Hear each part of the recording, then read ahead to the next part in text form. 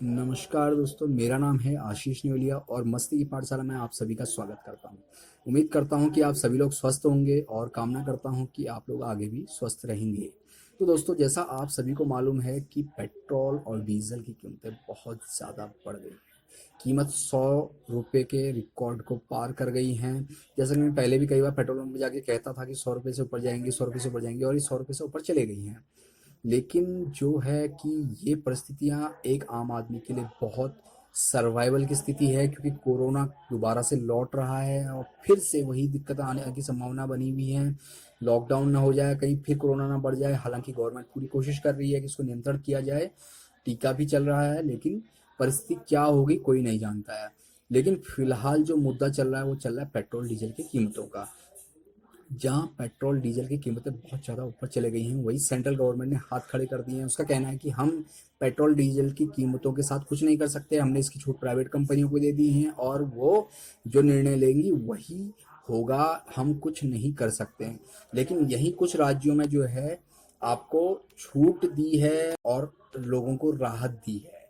तो आइए बात करते हैं इसी बारे में। इसमें ये बताया गया है कि 4 राज्यों ने जो है डीजल और पेट्रोल के रेट घटा दिए हैं, जिससे कि वहाँ की जनता को थोड़ी राहत मिल सके।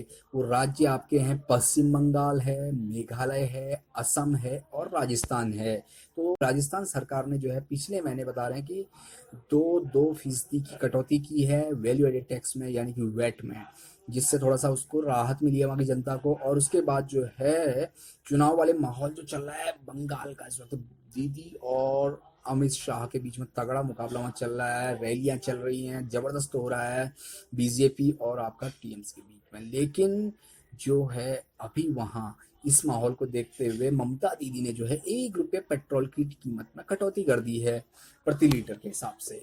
और असम में जो है असम सरकार ने भी काफी राहत दी है। असम सरकार ने तो बहुत अच्छी राहत दी है, 5 रुपये उसने अतिरिक्त जो टैक्स लगाया था असम सरकार ने कोविड की वजह से जो पेट्रोल डीजल पे वो हटा दिया है। और ऐसे ही जो मेघालय की बात कर रहे हैं, तो मेघालय में भी पेट्रोल की कीमतों में 7.4 रुपये और डीजल की कीमतों में 7.1 रुपये लीटर की कटौती की है मेघालय गवर्नमेंट ने। काफी ज्यादा फायदेमंद यहाँ को देखा जा रहा है। रिकॉर्ड अगर देखें हम तो काफी अच्छा यहाँ को सरकार ने किया है, पब्लिक को राहत दी है। लेकिन केंद्र सरकार ने हाथ खड़े कर दिए हैं। पेट्रोलियम मंत्री आपके धर्मेंद्र प्रधान ने जो है सीधे सीधे कह दिया कि भैया हमसे ना हो पाएगा, केंद्र सरकार कुछ नहीं कर सकती, क्योंकि तेल की कीमतें तय करने का अधिकार अब तेल कंपनियों के पास है, जैसे कि मैंने आपको बताया। लेकिन जो है यहाँ पर तो नरेंद्र मोदी ने भी कहा है कि अगर पिछली सरकारें जो है कच्चे तेल के दामों को लेकर अगर जो देश की निर्भरता है उसको खत्म कर देती तो, या कम कर देती, तो शायद आज ये स्थिति नहीं आती। हमारे देश की स्थिति यही रही कि सरकारें एक दूसरे पर आरोप लगाती रहती हैं, कहती रहती हैं। तेल की कीमतें दोनों सरकारों में बढ़ी हैं, चाहे यूपीए सरकार हो चाहे एनडीए सरकार हो। हम दोस्त अगर मैं देने जाऊंगा तो मैं पक्षपात करूंगा, क्योंकि रेट दोनों के टाइम बढ़े, बस बहाने होते हैं कि हमारे टाइम में कम बढ़े, तुम्हारे टाइम में ज्यादा बढ़े। तो क्या अगली बार अगर कांग्रेस की सरकार आ भी जाती है तो तेल की कीमतें कम नहीं होंगी साहब, बढ़ेंगी ही बढ़ेंगी, इससे ऊपर ही आएंगी, नीचे तो आती ही नहीं है। क्या 50 रुपए का तेल कभी 30 रुपए वापस लौटा है, कि 50 रुपए का तेल 100 रुपए चला गया? तो ये होने से रहा, ये कभी नहीं होता है। हर सरकार में तेल के दाम 30 से 40 रुपए तो बढ़ते ही बढ़ते हैं। आते आते 100 रुपए पहुंच गए, थोड़ा बहुत पीछे जाएंगे, थोड़ा कम होंगे, फिर उसके बाद तो कम होते नहीं है, 2-4 रुपए कम होंगे। लेकिन जो है हमें अब इस मुद्दे पर ये बात जाननी जरूरी है कि आखिरकार भाई तेल की कीमतें, सुनने में आ रहा है कि कच्चे तेल की कीमतें जो है मार्केट में, इंटरनेशनल मार्केट में बहुत कम है, उसके बावजूद भी हमारे देश में तेल की कीमतें क्यों बढ़ रही हैं, इसका कारण क्या है? तो ये समझने के लिए हमें आज तक का सहारा लेना ही पड़ेगा। जैसा कि इनने बताया है कि तेल की कीमतें कैसे निर्धारित होती हैं, कैसे होता है ये खेल जिसमें इतना ज्यादा पैसा जो है सरकार हमसे वसूलती है। तो आइए शुरू करते हैं। तो देखिए, जैसे सबसे पहले है दिल्ली में, कह रहा है कि 16 फरवरी 2021 के हिसाब से बेस कीमत 31 रुपये 82 पैसे प्रति लीटर थी। उसके बाद उसमें ढुलाई के 28 पैसे और जुड़ गए। इसके बाद ऑयल मार्केटिंग कंपनियां यह तेल 32 रुपये 10 पैसे के भाव से डीलर्स को बेचती हैं।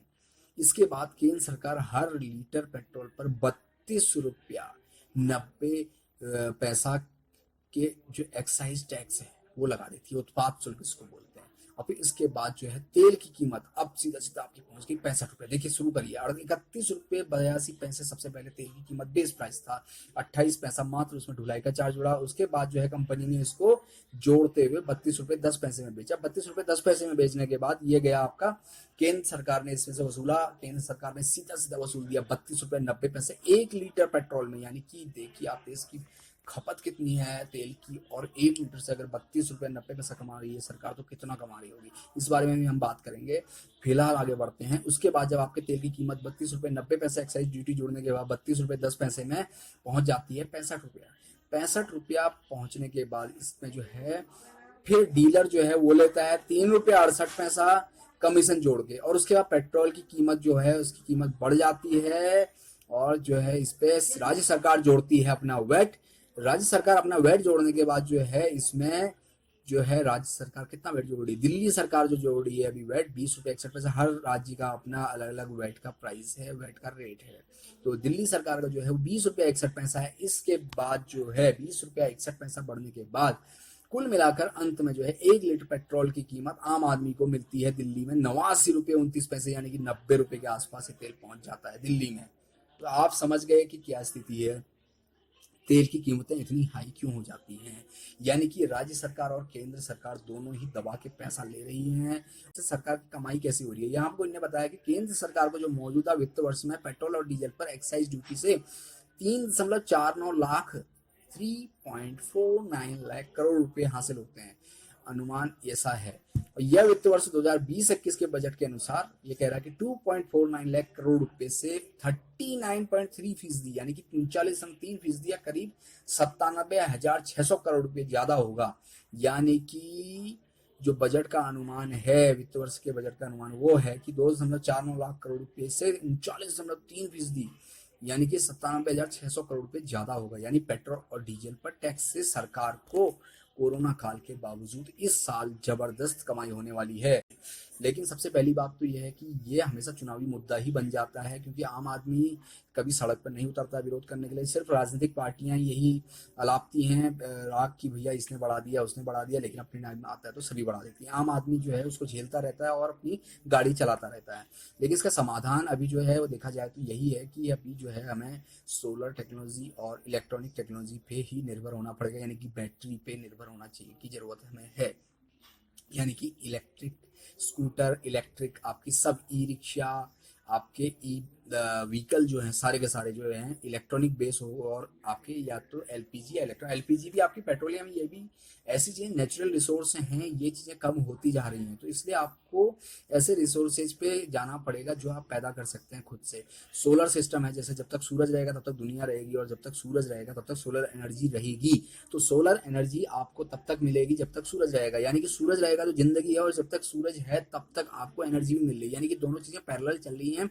इसलिए आपको सबसे ज्यादा जो पावर बढ़ाने की जरूरत सोलर सिस्टम पे बेस होने की जरूरत है। यानी कि हमें अपनी जो आवश्यकता है सोलर सिस्टम को जो मजबूत करना पड़ेगा, हमें जो चल रहा है गवर्नमेंट कर रही है काफी हद तक, और हमें अब आना पड़ेगा पेट्रोल जो डीजल वाहनों से इलेक्ट्रॉनिक वाहनों पे। लेकिन अभी फिलहाल हमारे देखें तो इलेक्ट्रिक वाहन जो है उनकी कैपेसिटी, उनकी पावर इतनी ज़्यादा नहीं है कि बड़ी गाड़ियों में अगर हम इलेक्ट्रिक सिस्टम लगाते हैं तो हमें उतनी पावरफुल बैटरियों की भी जरूरत पड़ेगी, उतना वेट लोड जो होता है खींचने के लिए। क्योंकि हमारे देश में तो यह है ना कि ओवरलोडिंग की आदत तो बहुत पुरानी है, चाहे बाइक हो, चाहे स्कूटर हो, चाहे ट्रक हो, चाहे कार हो, चाहे हवाई जहाज हो, चाहे वो मेट्रो ट्रेन हो। जहां हमारा बस चलेगा दाजू वहां तो हम भर भर के ले ही जाएंगे।